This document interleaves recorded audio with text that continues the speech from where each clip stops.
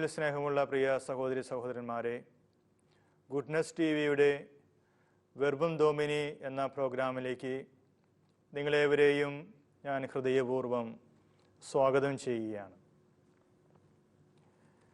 ലത്തീൻ ആരാധന ക്രമമനുസരിച്ച് ഇന്നത്തെ ഞായറാഴ്ച തിരുശരീരത്തിൻ്റെയും തിരുരക്തത്തിൻ്റെയും തിരുനാളാണ് ആഘോഷിക്കുക. നമ്മൾ പരിശുദ്ധ കുർബാനയുടെ തിരുനാൾ ആഘോഷിക്കുന്നു. ഒരു ക്രിസ്ത്യാനിയെ സംബന്ധിച്ചിടത്തോളം ഏറ്റവും കാതലായ പ്രാധാന്യമർഹിക്കുന്ന ഒരു തിരുനാളാണിത്. കാരണം പരിശുദ്ധ കുർബാനയില്ലെങ്കിൽ നമ്മൾക്ക് ജീവിതമില്ല. നമ്മുടെ ദേവാലയങ്ങൾ അടയ്ക്കപ്പെട്ടപ്പോൾ നമ്മുടെ കുടുംബമാകുന്ന സഭ തുറക്കപ്പെടുകയാണ്. നമ്മുടെ കുടുംബത്തിൽ ദേവാലയം പുനഃസ്ഥാപിക്കപ്പെടുകയാണ്. നമ്മൾ അത്യധികമായിട്ട് പ്രാർത്ഥിക്കുന്നു, ഒരുമിച്ചായിരിക്കുന്നു, പങ്കുവയ്ക്കുന്നു. അതോടൊപ്പം തന്നെ TV-യിലൂടെ മറ്റും നമ്മൾ കാണുന്ന കുർബാനയിലൂടെ നമ്മൾ നമ്മുടെ വിശ്വാസത്തിനെ ഊട്ടി ഉറപ്പിക്കുകയാണ്. പ്രകൃതി നിയമത്തിൽ അധിഷ്ഠിതമായ ഒരു ദൃഷ്ടാന്ത കഥയുണ്ട്. അത് ഇപ്രകാരമാണ്. ഒരിക്കലും ഒരു നാസി കോൺസെൻട്രേഷൻ ക്യാമ്പിൽ നിന്നും ഏതാനും പടയാളികൾ ചേർന്ന് 2 തടവുകാരെ വിജനമായ ഒരു സ്ഥലത്തിലേക്ക് കൊണ്ടുപോവുകയാണ്. ഒരു ഫ്രഞ്ചുകാരനെയും ഒരു യഹൂദനെയും. അവർ വിജനമായ ഒരു സ്ഥലത്ത് ചെന്ന് നനവുള്ള ഒരു സ്ഥലത്തെത്തിയപ്പോൾ ഈ പട്ടാളക്കാരിൽ ഒരുവൻ ഫ്രഞ്ചുകാരൻ്റെ കയ്യിലേക്ക് ഒരു കൂന്താലി കൊടുത്തിട്ട് പറഞ്ഞു, നീ ഇവിടെ ഒരു കുഴി കുഴിക്കുക. കുഴി കുഴിച്ചിട്ട് ഈ യഹൂദിനെ ഇവിടെ കുഴിച്ചു മൂടുക എന്ന്. അപ്പോൾ ഫ്രഞ്ചുകാരൻ്റെ ഹൃദയം പിടഞ്ഞു. അവൻ പറഞ്ഞു, ഞാൻ ഈ പാതകം ഒരിക്കലും ചെയ്യുകയില്ല. ഉടനെ തന്നെ ഈ പടയാളി ഫ്രഞ്ചുകാരൻ്റെ കയ്യിൽ നിന്നും കൂന്താലെടുത്തിട്ട് പിടിച്ചു വാങ്ങിയിട്ട് യഹൂദൻ്റെ കയ്യിൽ കൊടുത്തു. എന്നിട്ട് യഹൂദനോട് പറയുകയാണ്, അനുസരണമില്ലാത്ത ഈ പരീക്ഷയെ നീ ഇവിടെ കുഴിച്ചു മൂടുകയെന്ന്. ഉടനെ തന്നെ യഹൂദൻ ആ കൂന്താലി വാങ്ങിച്ചിട്ട് അവിടെ വലിയൊരു കുഴി കുഴിച്ചു. ആ ഫ്രഞ്ചുകാരനെ അവിടെ കുഴിച്ചു മൂടി. പ്രിയ സഹോദരങ്ങളെ, നമ്മൾ നമ്മുടെ ജീവിതം പരിശോധിക്കുമ്പോൾ അതിജീവനങ്ങളുടെ കഥയാണ്. ആരുമറിയാതെ അവസാനിച്ച ആ വലിയ മനസ്സ്, ഫ്രഞ്ചുകാരൻ്റെ ജീവിതം നമ്മൾ ചിന്തിക്കുമ്പോൾ നമ്മുടെ മനസ്സിടറുകയാണ്, പതറുകയാണ്, വേദനിക്കുകയാണ്. എന്നാൽ ഓർക്കുക, നമ്മുടെ അതിജീവനങ്ങളിലെല്ലാം ആരുടെയൊക്കെയോ ജീവനുണ്ട്. ഓരോരുത്തരും അവനവൻ്റെ ശവശരീരം ചവിട്ടി മുന്നോട്ട് പോകുന്നൊക്കെ പറയുന്നത് നമ്മൾ കേട്ടിട്ടുണ്ട്. എന്ന് പറഞ്ഞാൽ നമ്മുടെ ഓരോ അതിജീവനത്തിലും ആരൊക്കെയോ ഉണ്ട്. നമ്മൾ പരിശുദ്ധ കുർബാനയുടെ ഈ തിരുനാൾ ആഘോഷിക്കുമ്പോൾ, പരിശുദ്ധ കുർബാനയെക്കുറിച്ച് ധ്യാനിക്കുമ്പോൾ നമ്മൾക്ക് ഇത്രയും മഹത്തായ ജീവനിലേക്ക് നമ്മളെ നയിക്കുന്ന, ഇത്രയും പ്രഭാപൂർണമായ മഹത്തരമായ ഒരു കുദാശയിലേക്ക് നമ്മളെ നയിച്ചത് ആരാണ്? അപ്പോൾ ദൈവത്തിൻ്റെ പുത്രനായ യേശുനാഥൻ അനുസരണം അഭ്യസിച്ചുകൊണ്ട്, സ്വയം ശൂന്യവൽക്കരിച്ചുകൊണ്ട് നമുക്ക് വേണ്ടി മനുഷ്യനായി പിറന്ന് ദൈവത്തിനോടുള്ള വിധേയത്വത്താൽ കുരിശുമരണം വരിച്ചു. അപ്പോൾ നമ്മൾ നമ്മുടെ അതിജീവനങ്ങളിലേക്ക് കാണുന്നത് യേശുവിൻ്റെ മരണത്തിലാണ്. അവിടുന്ന് ഈ കുരിശുമരണത്തിലൂടെ നമ്മൾക്ക് ജീവൻ നൽകുന്നു. അപ്പോൾ താൻ കുരിശുമരണം വരിക്കുന്നതിന് മുമ്പ്, പീഡകളിലേക്ക് ഏൽപ്പിക്കപ്പെടുന്നതിന് മുമ്പ് അവിടുന്ന് സ്ഥാപിച്ചതാണ് പരിശുദ്ധ ദിവ്യകാരുണ്യം. യോഹന്നാൻ സുവിശേഷകൻ പറയുന്നുണ്ട്, കുരിശിലേക്ക് നോക്കുമ്പോൾ 2 കാര്യങ്ങൾ ഞാൻ മനസ്സിലാക്കിയെന്ന്. കുരിശിലേക്ക് നോക്കിയപ്പോൾ യോഹന്നാൻ പറയുകയാണ്, ദൈവം സ്നേഹമാകുന്നുവെന്ന് ഞാൻ മനസ്സിലാക്കി. രണ്ടാമത്തെ കാര്യം, സ്നേഹം എന്തെന്ന് ഞാൻ മനസ്സിലാക്കി. അപ്പോൾ നമ്മൾ ഈ ലോകത്തിലുള്ള ഏതൊരു ബലിപീഠവും, ഈ ലോകത്തിൽ ഏത് മുക്കിലും കോണിലുമുള്ള ഏത് ബലിപീഠം എടുക്കുകയാണെങ്കിലും ആ ബലിപീഠം സൂചിപ്പിക്കുക കാൽവരിയാണ്. കാൽവരി സൂചിപ്പിക്കുന്നത് കർത്താവിൻ്റെ കുരിശിനെയാണ്. നമ്മൾ കർത്താവിൻ്റെ കുരിശിലേക്ക് നോക്കുമ്പോൾ ദൈവസ്നേഹത്തിൻ്റെ ആഴം നമുക്ക് മനസ്സിലാക്കാൻ സാധിക്കും. കുരിശിലേക്ക് നോക്കുമ്പോൾ നമുക്ക് കാണാം സഹനത്തിൻ്റെ ആഴം അവിടെയുണ്ട്. കർത്താവ് എത്രമാത്രം സഹിച്ചുവെന്ന് നമുക്ക് വേണ്ടി, നമ്മുടെ രക്ഷയ്ക്ക് വേണ്ടി, നമ്മൾക്ക് ജീവൻ നൽകുന്നതിന് വേണ്ടി സ്വയം ഇല്ലാതായി നമുക്ക് മനസ്സിലാക്കാം. അതോടൊപ്പം തന്നെ ദൈവസ്നേഹത്തിൻ്റെ ആഴവും നമുക്ക് മനസ്സിലാക്കാം. നമ്മൾ കഴിഞ്ഞ ആഴ്ചയിൽ പരിശുദ്ധ ത്രിത്വത്തിൻ്റെ തിരുനാൾ ആഘോഷിച്ചു. ദൈവം എത്രമാത്രം നമ്മളെ സ്നേഹിച്ചു. ദൈവം ഈ ലോകത്തിനെ അത്രമാത്രം സ്നേഹിച്ചു, തൻ്റെ ഏകപുത്രനെ ഈ ലോകത്തിലേക്ക് നൽകാൻ തക്കവണ്ണം. ഈ ഏകപുത്രൻ പിതാവായ ദൈവത്തിനോടുള്ള അനുസരണത്താൽ സ്വയം ശൂന്യവൽക്കരിച്ചുകൊണ്ട് കുരിശുമരണം വരിച്ചു നമ്മൾ രക്ഷിക്കുവാനായിട്ട്. അപ്പോൾ നമ്മൾ കുരിശിലേക്ക് നോക്കുമ്പോൾ ദൈവസ്നേഹത്തിൻ്റെ ആഴങ്ങളാണ് വെളിപ്പെടുക.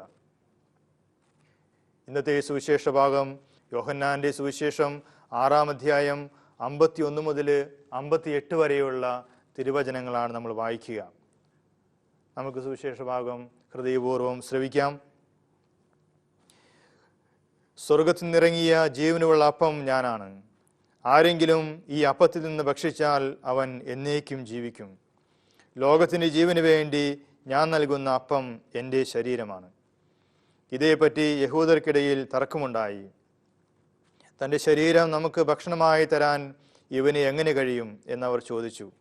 യേശു പറഞ്ഞു, സത്യം സത്യമായി ഞാൻ നിങ്ങളോട് പറയുന്നു, നിങ്ങൾ മനുഷ്യപുത്രൻ്റെ ശരീരം ഭക്ഷിക്കുകയും അവൻ്റെ രക്തം പാനം ചെയ്യുകയും ചെയ്യുന്നില്ലെങ്കിൽ നിങ്ങൾക്ക് ജീവനുണ്ടായിരിക്കുകയില്ല. എൻ്റെ ശരീരം ഭക്ഷിക്കുകയും എൻ്റെ രക്തം പാനം ചെയ്യുകയും ചെയ്യുന്നവന് നിത്യജീവനുണ്ട്. അവസാന ദിവസം ഞാൻ അവനെ ഉയർപ്പിക്കും. എന്തെന്നാൽ എൻ്റെ ശരീരം യഥാർത്ഥ ഭക്ഷണമാണ്, എൻ്റെ രക്തം യഥാർത്ഥ പാനീയമാണ്. എൻ്റെ ശരീരം ഭക്ഷിക്കുകയും എൻ്റെ രക്തം പാനം ചെയ്യുകയും ചെയ്യുന്നവൻ എന്നിലും ഞാൻ അവനിലും വസിക്കുന്നു. ജീവിക്കുന്നവനായ പിതാവ് എന്നെ അയച്ചു. ഞാൻ പിതാവ് മൂലം ജീവിക്കുന്നു. അതുപോലെ എന്നെ ഭക്ഷിക്കുന്നവൻ ഞാൻ മൂലം ജീവിക്കും. ഇത് സ്വർഗ്ഗത്തിൽ നിന്നിറങ്ങിയ അപ്പമാണ്. പിതാക്കന്മാർ മന്ന ഭക്ഷിച്ചു, എങ്കിലും മരിച്ചു. അതുപോലെയല്ല ഈ അപ്പം. ഇത് ഭക്ഷിക്കുന്നവൻ എന്നേക്കും ജീവിക്കും. പ്രിയ സഹോദരരെ, പരിശുദ്ധ കുർബാനയെക്കുറിച്ച് വളരെ മനോഹരമായിട്ട് പ്രതിപാദിക്കുന്ന ഒരു അധ്യായമാണ് വിശുദ്ധ യോഹന്നാന്റെ സുവിശേഷം 6-ാം അധ്യായം. 6-ാം അധ്യായം നമ്മൾ പല പ്രാവശ്യം വായിക്കണം. നമ്മുടെ ഭവനങ്ങളിൽ ഇരുന്നു കൊണ്ട് പരിശുദ്ധ കുർബാനയെക്കുറിച്ച് യേശുനാഥൻ പഠിപ്പിക്കുന്ന കാര്യങ്ങൾ. ഇവിടെ യേശുനാഥൻ വളരെ കൃത്യമായിട്ട് പറയുകയാണ്, എൻ്റെ ശരീരം ഭക്ഷിക്കുകയും എൻ്റെ രക്തം പാനം ചെയ്യാതെ നിങ്ങൾക്ക് ജീവനുണ്ടായിരിക്കുകയില്ല. അപ്പോൾ ശരീരം ഭക്ഷിക്കുകയും പാനം ചെയ്യുകയും ചെയ്യാതെ നിങ്ങൾക്ക്, രക്തം പാനം ചെയ്യുകയും ചെയ്യാതെ നിങ്ങൾക്ക് ജീവനുണ്ടായിരിക്കുകയില്ല.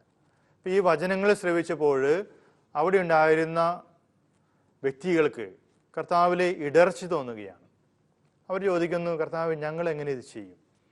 ഇവൻ്റെ ശരീരം ഭക്ഷിക്കാനായിട്ട് ഞങ്ങൾക്ക് എങ്ങനെ സാധിക്കും?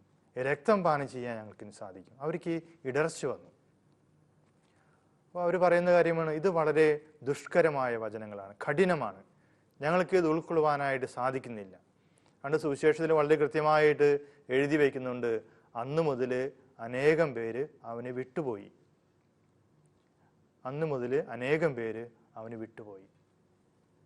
നമ്മൾ സഭാചരിത്രം പരിശോധിക്കുമ്പോൾ സഭയിൽ നിന്നും ഭിന്നിച്ചു പോകുന്ന വ്യക്തികൾ, സഭ വിട്ടുപോകുന്ന വ്യക്തികൾ, അവരുടെ ജീവിതം പരിശോധിക്കുകയാണെങ്കിൽ മിക്കവാറും പരിശുദ്ധ കുർബാനയുമായിട്ട് ബന്ധപ്പെട്ടിട്ടുള്ളതാണ്. നമ്മൾ പല പ്രശ്നങ്ങളും സഭയിൽ ഉരുത്തിരിഞ്ഞിട്ട് പരിശുദ്ധ കുർബാനയെക്കുറിച്ചാണ്. അന്ന് സുവിശേഷത്തിൽ യേശുനാഥൻ്റെ വചനങ്ങൾ മനസ്സിലാക്കാൻ കഴിയാതെ പോയ അനേകം വ്യക്തികൾ യേശുവിനെ വിട്ടുപോയി. അതിൻ്റെ സുവിശേഷം പറയുന്നുണ്ട്, പിന്നീട് ഒരിക്കലും അവർ അവനെ അനുഗമിച്ചില്ല, കംപ്ലീറ്റ് ആയിട്ട് വിട്ടുപോയി. അപ്പോൾ അവർ പോയി കഴിഞ്ഞപ്പോൾ യേശുനാഥൻ ശിഷ്യന്മാരോട് ചോദിക്കുകയാണ്, തൻ്റെ കൂടെയുള്ള ശിഷ്യന്മാരോട് ചോദിക്കുകയാണ്, നിങ്ങൾക്കും പോകണമെന്നുണ്ടോ? നമുക്കൊരു വളരെയധികം നമുക്ക് തരുന്ന ഒരു സ്വാതന്ത്ര്യമുണ്ട്. ആരും അടിച്ചേൽപ്പിക്കുന്നതല്ല. നമ്മൾ വളരെ സ്വാതന്ത്ര്യത്തോടു കൂടി കർത്താവിനെ മനസ്സിലാക്കിയും കർത്താവിൻ്റെ പ്രവൃത്തികൾ മനസ്സിലാക്കിയും ദൈവസ്നേഹം മനസ്സിലാക്കിയും പരിശുദ്ധ കുർബാന മനസ്സിലാക്കിയും നമ്മൾ വരേണ്ട വ്യക്തികളാണ്. ആരും അടിച്ചേൽപ്പിക്കുന്നതല്ല. കർത്താവ് ചോദിക്കുന്നു, നിങ്ങൾക്കും പോകണമെന്നുണ്ടോ?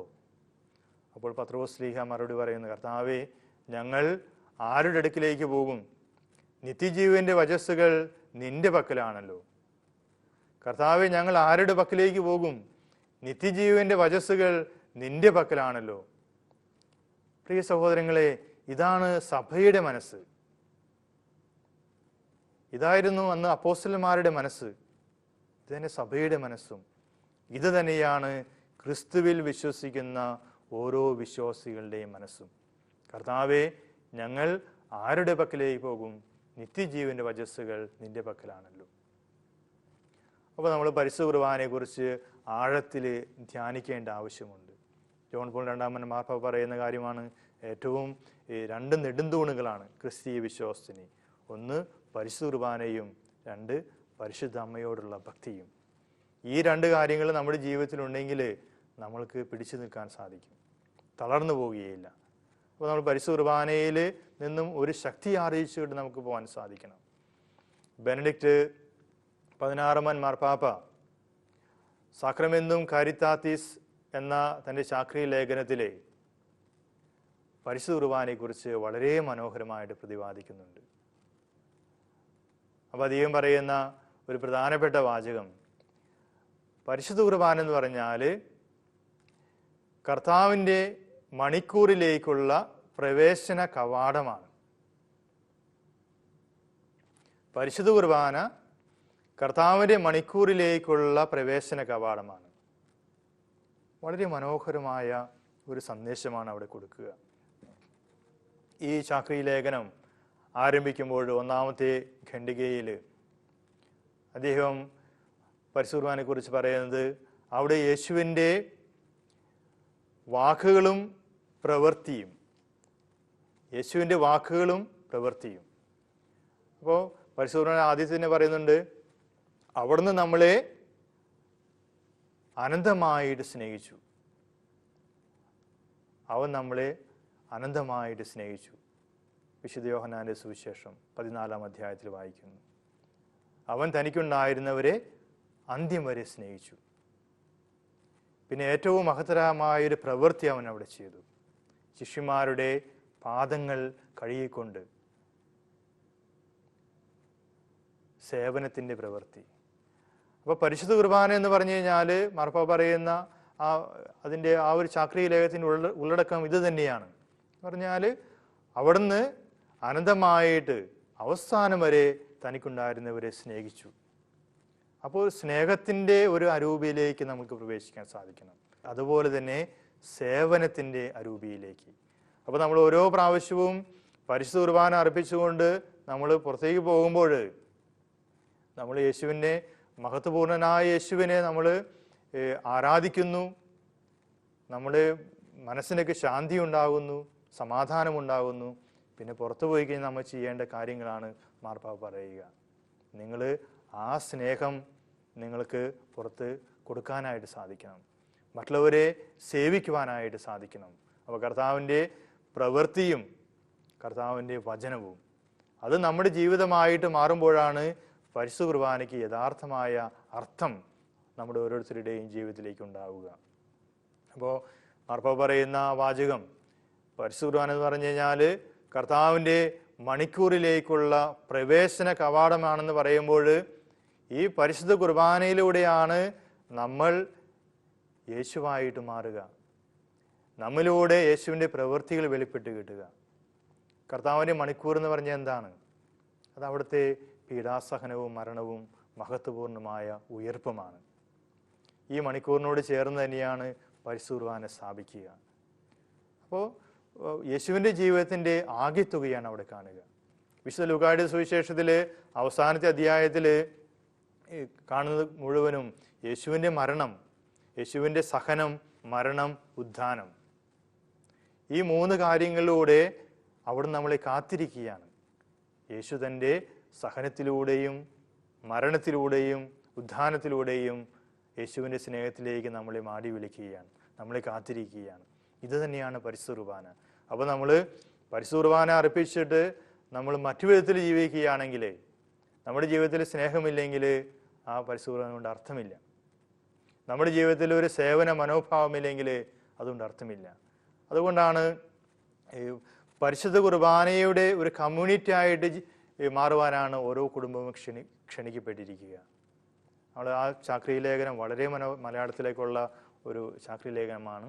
അതായത് സക്രമെന്തും കാരിത്താത്തീസ് എന്ന് പറയുന്നത് ബെനഡിക്റ്റ് 16 മാർപ്പാപ്പയുടെ ഈ ലേഖനം അത് മലയാളത്തിലുണ്ട്. അത് വായിക്കുകയാണെങ്കിൽ വളരെ നല്ലതാണ്. വലിയ കട്ടിയായ കാര്യങ്ങളൊന്നും തന്നെയല്ല. അപ്പോൾ അതിലൂടെ നമ്മളെ എപ്രകാരമായിരിക്കണം പരിശുദ്ധ കുർബാനയായിട്ട് മാറേണ്ടത് എന്ന് പ്രതിപാദിക്കുകയാണ്. കുടുംബങ്ങൾ എപ്രകാരമായിരിക്കണം പരിശുദ്ധ കുർബാനയായിട്ട് മാറേണ്ടത്.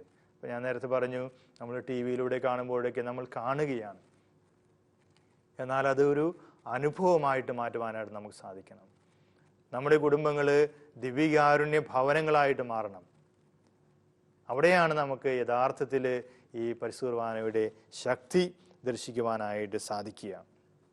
അപ്പോൾ നമ്മളെപ്പോഴും ഈ പരിശുദ്ധ കുർബാനയിലേക്ക് കടന്നു വരണമെങ്കിൽ നമുക്കുണ്ടായിരിക്കേണ്ട ഒരു മനോഭാവം ഉണ്ടായിരിക്കണം, ഒരു യാചകൻ്റെ മനോഭാവം, അല്ലേ? അന്ധനായ യാചകൻ കർത്താവിനോട് പ്രാർത്ഥിക്കുന്നുണ്ട്, ദാവീദിന്റെ പുത്രനായ യേശുവേ എൻ്റെ മേൽ കനിയണമേ എന്ന്. അപ്പോൾ യേശു ആരെന്ന് അവന് വ്യക്തമായിട്ട് അറിയില്ല, പക്ഷെ അവൻ പ്രാർത്ഥിക്കുകയാണ്. അപ്പോൾ കൂടെയുള്ള വ്യക്തികളൊക്കെ അവനോട് പറയും, നീ മിണ്ടാതിരിക്കുക. അപ്പോൾ അവൻ കൂടുതൽ ഉച്ചത്തിൽ വിളിച്ചു പറഞ്ഞു, ദാവീദിന്റെ പുത്രനായ യേശുവേ പാപിയായ എൻ്റെ മേൽ കനിയണമേ. ഇതൊരു വളരെ ചെറിയൊരു പ്രാർത്ഥനയാണ്, അല്ലേ? സുവിശേഷത്തിൽ കാണുന്ന ഏറ്റവും മനോഹരമായ ഒരു കൊച്ചു പ്രാർത്ഥന, പാപിയായ എൻ്റെ മേൽ കനിയണമേ. ഈ ഒരു പ്രാർത്ഥന വഴിയായിട്ട് നമ്മൾ സ്വയം ഒരു യാചകരായിട്ട് മാറുകയാണ്.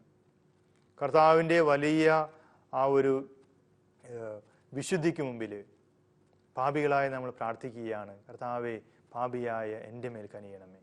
അപ്പോൾ നമ്മൾ എവിടെയായിരിക്കുമ്പോഴും പ്രാർത്ഥിക്കേണ്ട ഒരു പ്രാർത്ഥനയാണ്. നമ്മൾ ഉണർന്നെഴുന്നേൽക്കുമ്പോഴും, നമ്മൾ കുരിശ് വരയ്ക്കുമ്പോഴും, പള്ളിയിൽ പോകുമ്പോഴും, ഇപ്പോൾ എപ്പോഴും നമ്മൾ എവിടെയായിരുന്നാലും കർത്താവിനോട് പ്രാർത്ഥിച്ചു കൊണ്ടിരിക്കുക, യാചിച്ചു കൊണ്ടിരിക്കുക. അപ്പോൾ നമ്മളെല്ലാവരും യാചകരാണ്. ദാവീദിന്റെ പുത്രനായ യേശുവേ പാപിയായ എൻ്റെ മേൽ കനിയണമേ എന്ന്. വീണ്ടും നമ്മൾ കാണുന്നുണ്ട്, അന്ധനായ യാചകൻ അവൻ സൗഖ്യപ്പെട്ട് കഴിഞ്ഞപ്പോൾ അവൻ്റെ പുറങ്കുപ്പായം വലിച്ചെറിഞ്ഞിട്ട് അവൻ യേശുവിൻ്റെ പാതയിലേക്ക് കടക്കുകയാണ്. ഇപ്പോൾ പാതയോരത്തു നിന്നും പാതയിലേക്ക് പ്രവേശിക്കുന്നു, പുറങ്കുപ്പായം വലിച്ചെറിയുന്നു. അന്നത്തെ കാലത്തൊക്കെ അന്ധത എന്ന് പറഞ്ഞാൽ ദൈവത്തിൻ്റെ ശാപമായിട്ട് കണക്കാക്കിയിരുന്ന കാലഘട്ടമായിരുന്നു. അപ്പോൾ ശപിക്കപ്പെട്ടവർ കടന്നു വരുമ്പോൾ അവരെ ഉപദ്രവിക്കാൻ വ്യക്തികളുണ്ടായിരുന്നു. അപ്പോൾ ഇവൻ്റെ പുറങ്കുപ്പായമായിരുന്നു അവനെ സംരക്ഷിച്ചു കൊണ്ടിരുന്നത്. അപ്പോൾ തൻ്റെ സംരക്ഷണ വലയമെല്ലാം ഉപേക്ഷിച്ചുകൊണ്ട് കർത്താവിൻ്റെ പാതയിലേക്ക് ഇറങ്ങിത്തിരിക്കുന്നു. ഇതുതന്നെ പരിശുദ്ധ ദിവ്യകാരുണ്യത്തിലേക്ക് നമ്മൾ പ്രവേശിക്കുമ്പോൾ നമ്മുടെ നമ്മൾ കരുതുന്ന എല്ലാ സംരക്ഷണ വലയങ്ങളെയും ഉപേക്ഷിച്ചുകൊണ്ട് നമ്മൾ കർത്താവിൻ്റെ അരൂപിയിലേക്ക്, ദിവ്യകാരുണ്യത്തിലേക്ക് പ്രവേശിക്കണം. കർത്താവിൻ്റെ മണിക്കൂറിലേക്ക് പ്രവേശിക്കുക എന്ന് പറയുമ്പോൾ ഇത് തന്നെയാണ് ഉദ്ദേശിക്കുക. നമ്മളിപ്പോഴും ദിവ്യകാരുണ്യ ഭക്തിയിൽ ജീവിക്കുന്ന വ്യക്തികളാവട്ടെ. നമ്മൾ കാണുന്നുണ്ട് എമ്മാവൂസിലേക്ക് പോയ ശിഷ്യന്മാർ. അപ്പോൾ ദിവ്യകാരുണ്യ അനുഭവത്തിലേക്ക് നമ്മൾ നടന്നെടുപ്പിക്കുന്ന പല കാര്യങ്ങൾ അവിടെയുണ്ട്, അല്ലേ? നമ്മളൊരു കൺവേഴ്സേഷൻ, ഇപ്പോൾ യേശുവുമായിട്ടുള്ള സംഭാഷണം, യേശുവിനോട് പങ്കുവെക്കുന്നു, നിൻ്റെ വേദനകൾ പങ്കുവെക്കുന്നു. അപ്പോൾ യേശു നമുക്ക് ഉൾക്കാഴ്ചകൾ നൽകുന്നു. അപ്പോൾ നമ്മൾ ഇന്നത്തെ ഒരു കാലഘട്ടത്തിൽ നമ്മൾ എല്ലാവരും തന്നെ വേദന അനുഭവിച്ചുകൊണ്ട് ജീവിക്കുന്നവരാണ്, അല്ലേ? നമ്മൾക്ക് ഭാവിയെക്കുറിച്ചുള്ള സങ്കടങ്ങളുണ്ട്. അനേകം വ്യക്തികളൊക്കെ പുറത്തു നിന്നൊക്കെ മടങ്ങി വരുന്നുണ്ട്. അവരുടെ ജോലിയൊക്കെ നഷ്ടപ്പെട്ട് ജീവിതത്തിനെ കുറിച്ച് ഒരു എന്ത് ചെയ്യുമെന്നറിയാതെ വിഷമിച്ചു കൊടുക്കുന്ന അനേകം വ്യക്തികൾ നമുക്ക് കാണാനായിട്ട് സാധിക്കും. അവർ ജീവൻ രക്ഷിക്കാൻ വേണ്ടി എല്ലാം ഉപേക്ഷിച്ചു ഇവിടേക്ക് മടങ്ങി വരികയാണ്. നാട്ടിൽ വന്നു കഴിഞ്ഞാൽ എന്ത് ചെയ്യും? അപ്പോൾ ജോലിയില്ല, അപ്പോൾ ജീവിക്കാനുള്ള മാർഗമില്ല. അപ്പോൾ ഇപ്രകാരം അന്ന് ശിഷ്യന്മാർ അനുഭവിച്ച അതേ കാര്യങ്ങൾ തന്നെയാണ്. എമ്മാവൂസിലേക്ക് പോയ ശിഷ്യന്മാർ അവരുടെ മനസ്സ് മുഴുവൻ ആകുലതകളായിരുന്നു. ഇനി എന്ത് ചെയ്യും? എല്ലാം അവസാനിച്ചു. പക്ഷെ എല്ലാം അവസാനിച്ചെടുത്ത് കർത്താവ് പ്രത്യാശ കൊടുക്കുകയാണ്. ഈ പ്രത്യാശയുടെ ആരംഭം എവിടെയാണ് ലഭിക്കുന്നത്? അത് പരിശുദ്ധ ദിവ്യകാരുണ്യത്തിലാണ്. പരിശുദ്ധ ദിവ്യകാരുണ്യം അന്ന് എമ്മാവസിലേക്ക് പോയ ശിഷ്യന്മാർ കർത്താവിന് ഇങ്ങനെ സംഭാഷിച്ചു കൊണ്ടുപോകുന്നു. കർത്താവ് അവർക്ക് വചന സന്ദേശം കൊടുക്കുന്നു. ഏറ്റവും അവസാനം അപ്പം മുറിക്കൽ ശുശ്രൂഷയിൽ പങ്കെടുക്കുമ്പോൾ അവരുടെ നയനങ്ങൾ തുറക്കപ്പെടുന്നു. അവർക്ക് കൂടുതൽ പ്രത്യാശയോടെ ജീവിക്കുവാൻ അവിടുന്ന് അനുഗ്രഹം നൽകുന്നു. പ്രിയ സഹോദരങ്ങളെ, ഇത് തന്നെയാണ് നമ്മുടെ ജീവിതത്തിലെ ദിവ്യകാരുണ്യ അനുഭവം എന്ന് പറഞ്ഞാൽ. നമ്മൾ വേദനിച്ചിരിക്കുമ്പോൾ, നമുക്ക് ആകുലത ഉണ്ടാകുമ്പോൾ, ഭാവിയെക്കുറിച്ച് യാതൊരു പ്രതീക്ഷയുമില്ലാതെ നമ്മൾ മുന്നോട്ട് പോകുമ്പോൾ നമ്മൾ ഓർക്കുക, ദിവ്യകാരുണ്യനാഥൻ നമ്മോട് കൂടിയുണ്ട് നമ്മളെ സംരക്ഷിക്കുവാനായിട്ട്. അപ്പോൾ കർത്താവിൻ്റെ ആ സ്നേഹത്തെക്കുറിച്ച്, സഹനത്തെക്കുറിച്ച് ധ്യാനിക്കുക. നമ്മളും ഒരു ദിവ്യകാരുണ്യമായിട്ട് മാറുവാൻ സാധിക്കണം. ബലിയാകാനായിട്ട്, ബലിയേകാനായിട്ട്, നമ്മൾ ദിവ്യകാരുണ്യമായിട്ട് മാറുവാനായിട്ട് സർവേശ്വരൻ നമ്മളെ അനുഗ്രഹിക്കട്ടെ. ദിവ്യകാരുണ്യത്തിന് ശക്തി ആർജിച്ചുകൊണ്ട് നമ്മുടെ കുടുംബങ്ങളെ അവിടുന്ന് സംരക്ഷിക്കട്ടെ എന്ന് പ്രാർത്ഥിച്ചുകൊണ്ട് എല്ലാവർക്കും എല്ലാവിധ ആശംസകൾ നേരുന്നു. ദൈവം നമ്മളെല്ലാവരെയും അനുഗ്രഹിക്കട്ടെ.